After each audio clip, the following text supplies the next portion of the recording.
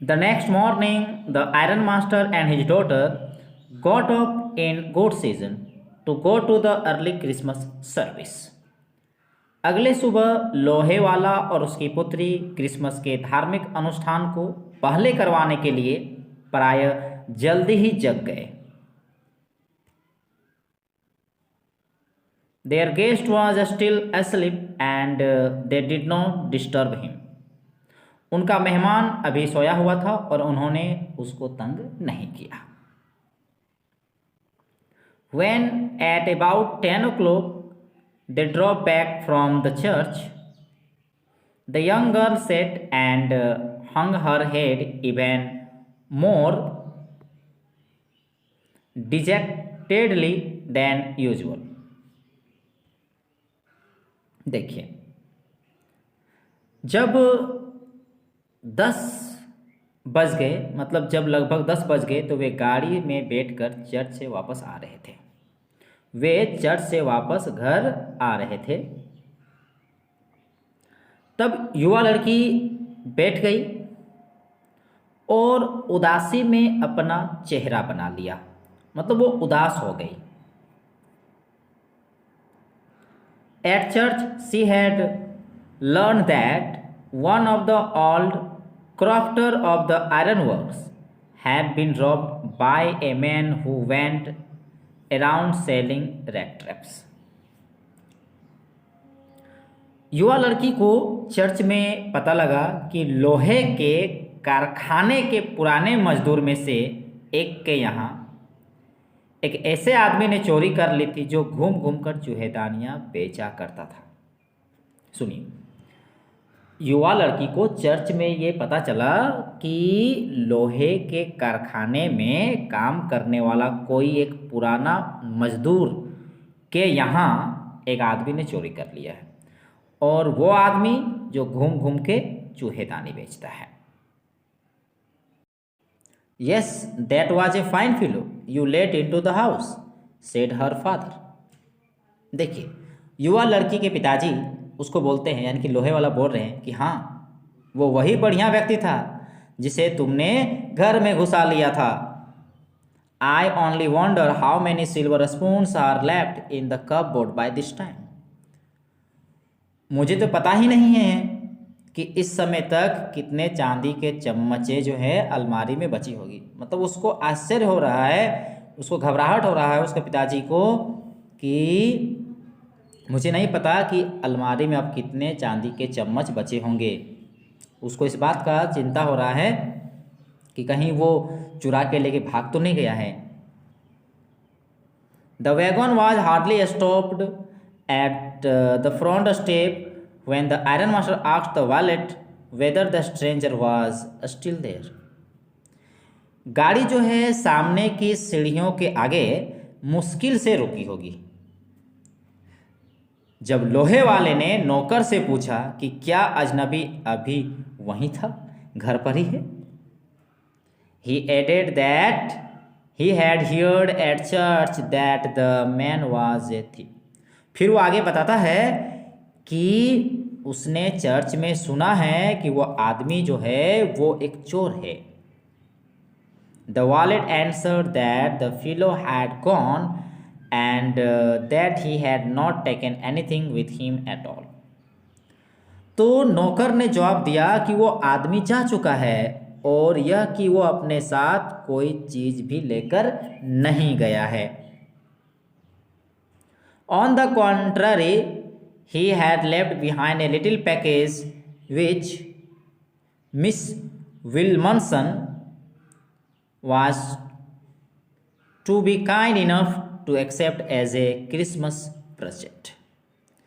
वो चुरा के कुछ लेके नहीं गया है, इसके विपरीत वो कोई चीज़ छोड़ के गया है। एक छोटा सा पैकेट छोड़ के गया है मिस विल्मनसन के लिए, और इसे क्रिसमस के भेंट के रूप में उसे छोड़ के गया है।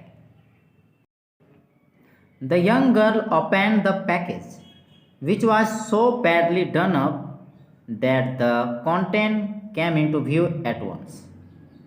युवा लड़की ने पैकेट खोला जो इतनी बुरी तरीके से लपेटा गया था कि अंदर का सामान तुरंत ही सामने दिखने लगा था।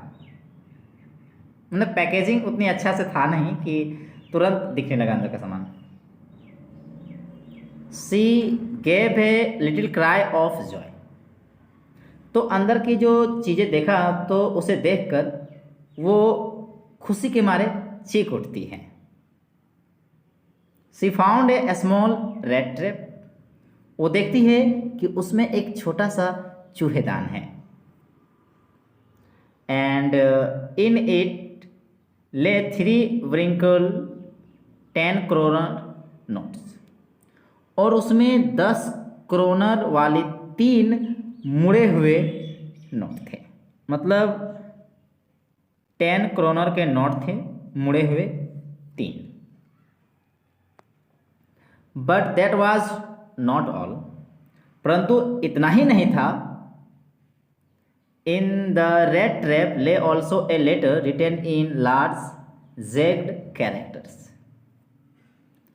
चूहेदान के अंदर बड़े बड़े भद्दे अक्षरों में लिखा हुआ एक पत्र भी था। Honoured and noble miss. सम्मानीय और श्रेष्ठ मिस साहिबा, since you have been so nice to me all day long, as if I was a captain. I want to be nice to you in return, as if I was a real captain.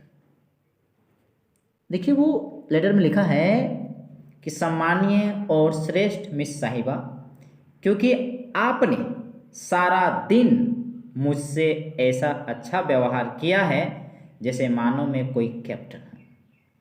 बदले में मैं आपको प्रति अच्छा व्यवहार करना चाहता हूँ, असली कैप्टन जैसा।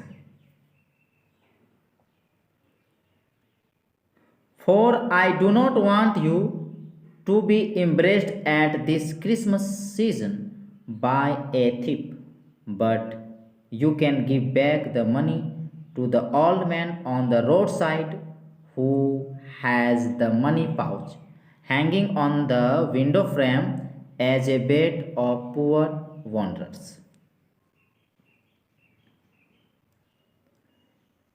तो वो कहता है कि मैं अच्छे कैप्टन की तरह बनना चाहता हूँ, क्योंकि मैं नहीं चाहता हूँ कि इस क्रिसमस के अवसर पर आपको किसी चोर के द्वारा शर्मिंदगी उठानी पड़े, बल्कि आप यह जो धन जो है जो भर के रखा था छोटे से चूहेदानी पर, जो उसको गिफ्ट में दिया था, तो कहा था कि ये जो धन है सड़क के किनारे रहने वाले जो बूढ़े व्यक्ति को दे सकती है, जिसके धन की जो थैली जो है गरीब आवारा लोगों को ललचाने के दाने की तरह, वो जो थैली में जो पैसे जो था वो गरीब आवारा लोगों को ललचाने के दाने की तरह खिड़की के चौखट से लटकी रहती है।